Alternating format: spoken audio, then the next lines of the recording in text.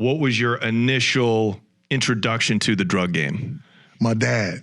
Okay. In Puerto Rico, I was 15 years old, and my mother, because of the gangs, and she felt that I'm gonna get killed, so she sent me to my grandmama, her mama, in Puerto Rico. In Puerto Rico. And my dad was over there. I ain't know nothing, never seen him in my life. And he got wind of it. Wow. And he went and snatched me up. And then I went with him. You'd never met him? No, never, man, my whole life. But why did he come snatch you up? He wanted a relationship with you. He came one time, I heard, when I was in the Bronx, but I was out somewhere. Yeah. And that's when my mama slapped me in the face because my auntie was drunk. She said, your dad coming. I was confused because I thought that was my dad. So I went and asked my mom, and she went, psh. Yeah. And that's when I realized that I had another dad. Right. But then I was 15 now when I went over there. 14 going to 15 when my mama sent me to my grandma's house to get me away from the gang. And it turns out your he was father the biggest drug dealer in the South Side. I didn't know. I knew one thing. He had a beautiful car. Not how he ain't never work. He woke up at 2 o'clock, 1 o'clock. But then he had a house, a wooden house in the back of his house. Yeah. And when I went down there to the backyard, I was intrigued about that house. It was just an old wooden house. And I went and I looked the window, and there he was, him and the crew, bagging up heroin. Yeah, he was bagging up, making. Okay, so at this time in Puerto Rico in the 70s, the big thing was heroin? Heroin. Okay, so was that heroin that they were getting ready to export to the U.S., or were they keeping it and selling it in Puerto Rico? No, in Puerto Rico. Really? Yes, sir.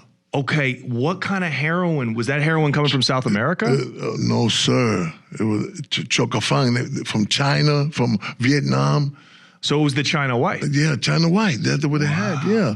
Yeah, they had connections, man. They were bringing it in. Yes, sir. So your father presumptively had connections to Southeast Asia? Well, he had, I don't know if he had it directly, but I know one thing, he was working for some people who had the connection. I had no idea that a place, because Puerto Rico was very poor back then. Well, but they had money to buy China White. Yeah, it's because, you know, when you're a drug kingpin, all he matters is, can you pay for this package? Yeah. You understand? He creates a commercial, a place where, you know, and I'm gonna tell you, you might not have food money to eat, but you're gonna have money to buy some dope. Of course, of course. You ever seen a dope fiend? That's your proof. So yeah, Puerto Rico always been booming with drugs, always. Okay, so you walked in on your father and his workers. I walked in, and and then he couldn't hide it. I mean, and we just met really, and so now he would send me on little missions to take packages because I was new and I knew how to speak English. Right. I was bilingual. Right. Do you think that a company can benefit from a bilingual speaking? Of course they can. Well, in the drug business too. Right. Now, why was that a benefit in his business that you spoke English? Yeah, because there was a base, there'd been army bases over there. Right. Oh, and this is after Vietnam, so. They got Fort Allen, Fort Buchanan. These are American bases. Right. You got gringos there, and they pay for drugs. Right, yes, and they're all putting it, they're shooting it up. They're shooting it up and everything like that. So we lived close to Fort Allen. So I used to go on that base with gringos to have fun, you know? And so, and you know, also African Americans? Yeah, Black Americans. Yeah, Black Americans, yeah. So were you bringing the dope directly to the users, or were you bringing them to your dad's workers? No, I would take it to my dad's workers. Okay. Take them. Yeah. Wow. And who were some of his workers? Who was getting his packages? Those are local guys over there that, you know, some of them were fishermen. Right. You know, anybody do anything to get extra dollar. These are family folk, but they had a chance to make an extra dollar. Right. So they work for my dad, you know. Wow. These are friends, godfather, compadre, like family that for years, you know. Right. And they were that wasn't flamboyant. Nah, so you couldn't tell. Old school, man, old school, you couldn't tell. And they made a ton of money. Wow. And then they used to go in the sea, you know, they used to fish, and they be bringing in stacks. Weed was big over there. Oh, weed was. Oh my Wow. God, yeah, weed. Was yeah. your father into that too? Yeah, he was into weed, heroin. Then when cocaine came, yeah. Now, was that the weed that was coming from Colombia? I don't know where that weed was coming from, to be honest Okay. with you. I Probably Jamaica or Colombia. If Jamaica, it's the one of them, 70s. yeah, 70s, yeah. Wow. So, who were the customers buying up the heroin? It was the people at the base, the Americans. We got Americans, and then locally people. I mean, Right. they get hooked up, and then, once they taste it, they Yeah. love it. And, Wow. and And, so- and what, back in the 70s, a brick of China White in New York that's pure, you could cut it 100 times. You could make Yeah, you can cut it $200,000, $300,000 off one brick. Was that similar in Puerto Rico? Same thing in Puerto Rico. Same Because they were thing. using American dollars, right? Yeah, that's American dollars. Yes, yeah. So Yeah. your dad was My dad used to rich. He would cut it, manito. Well, let me tell you about my dad. As easy the money came, he made a ton. He spent it. Oh yeah, you can't give an old school Rican that kind of money. So How many mistresses? Oh man, How much gold? That's the thing about when you don't have that kind of mind, that business mind. Knows how to handle that money. Yeah, yes, sir. And so, but he made a ton of money. He made a ton of enemies. I got stabbed over there in Puerto Rico. That's what got me to come back to the States. Really? Yeah. What happened? We was at a club, man. I was DJing and drinking, and I had the mother of my child, my first woman.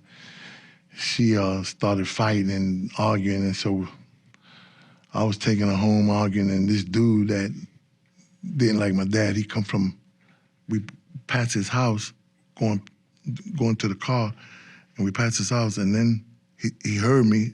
That's what I heard. He heard my voice, and he ran, jumped the gate, and when I kept walking, he come up on me, and I was drunk and so he started talking. When I went to him, he stabbed me. Oof.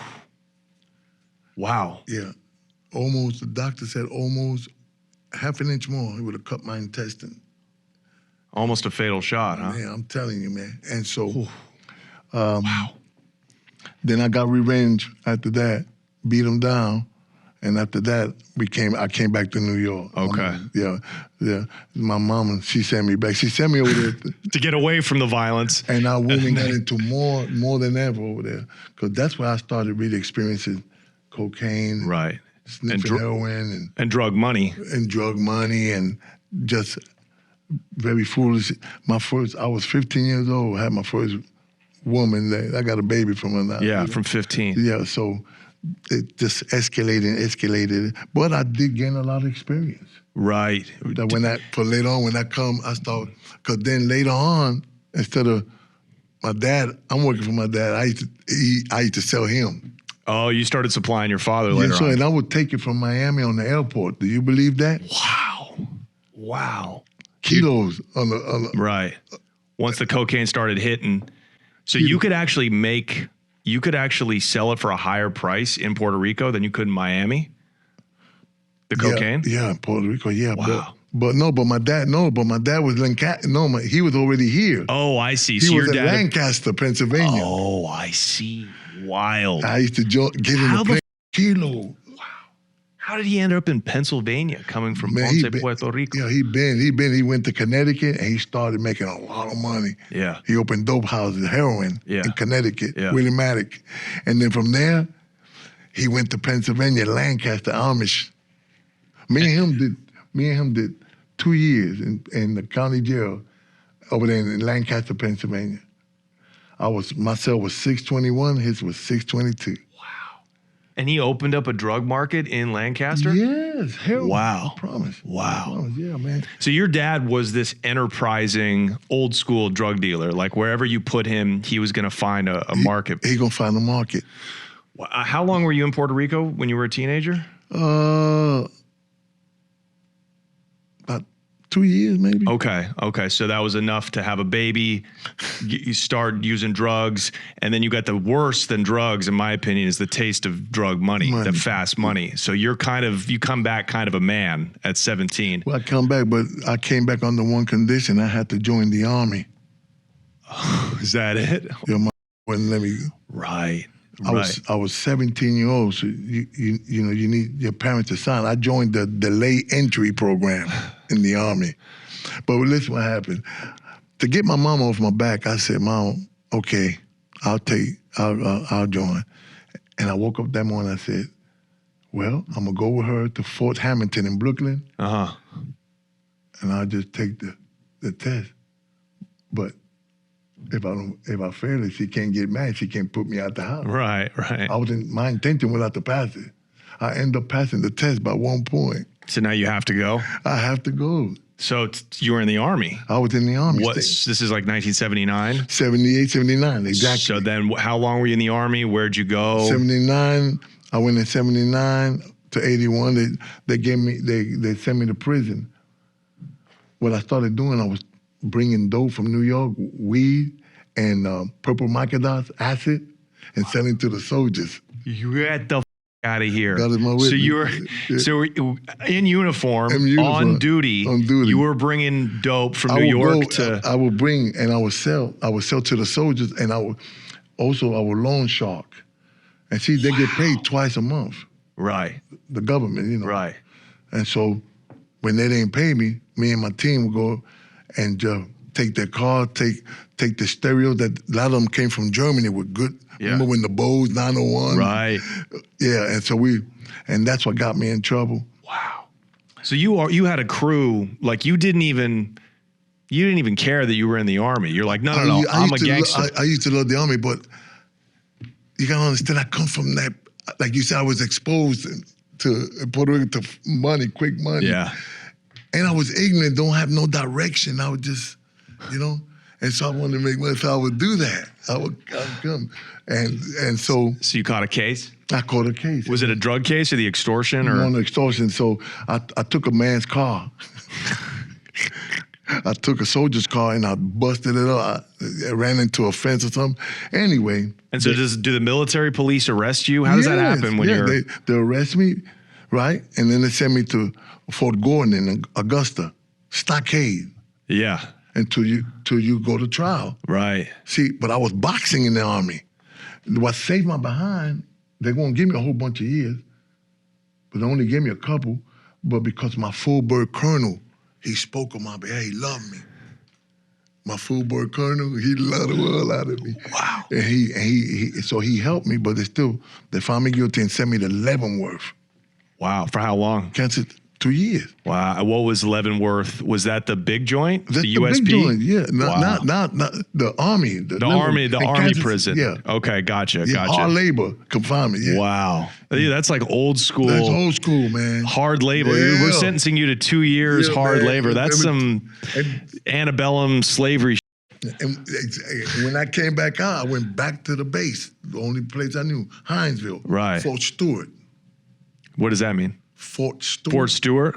Yeah, that's the base I was at when I was selling dope. Right. See, that was my first station.